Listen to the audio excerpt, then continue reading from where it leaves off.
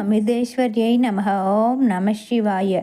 அன்பு வடிவாகவும் ஆன்ம வடிவாகவும் இருக்கும் என் அன்பு குழந்தைகளுக்கு அம்மா கூறுவது, நல்ல மனிதராக வாழும் வழி எப்படின்னு பார்க்கலாம். உங்களோட விருப்பங்களையும் தேவைகளையும் பூர்த்தி செய்கிறது வாழ்க்கையில் மிகவும் முக்கியமான ஒன்று. ஏன் அப்படின்னா, உங்களோட மகிழ்ச்சி, மனநிலை, ஆரோக்கியம் மற்றும் முன்னேற்றம் இவை அனைத்துமே அதனையே அடிப்படையாக கொண்டு இருக்குது. ஆனால் அதே நேரத்தில் உங்களை சுற்றி இருக்க மற்றவங்களையும் நினைவில் வச்சுக்கிட்டு வாழணும். அது ரொம்ப அவசியம்.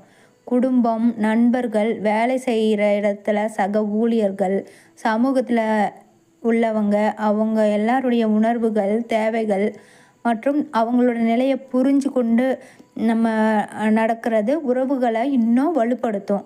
உங்களோட தேவைகளை நிறைவேற்றிக்கும் போது அது மற்றவங்களுக்கு பாதிப்பை ஏற்படுத்தாத வகையில் சிந்தித்து செயல்படுறது தான் நல்ல மனப்பான்மையை வெளிப்படுத்தும்.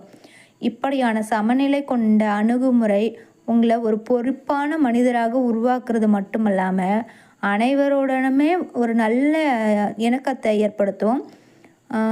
அது மட்டும் இல்லாமல் மரியாதையுடன் வாழ்கிற வாழ்க்கையையும் உங்களுக்கு வழங்கும் அப்படின்னு அம்மா சொல்லியிருக்காங்க. வாழ்க வளமுடன். ஆத்ம கோடி இறை நன்றிகள்.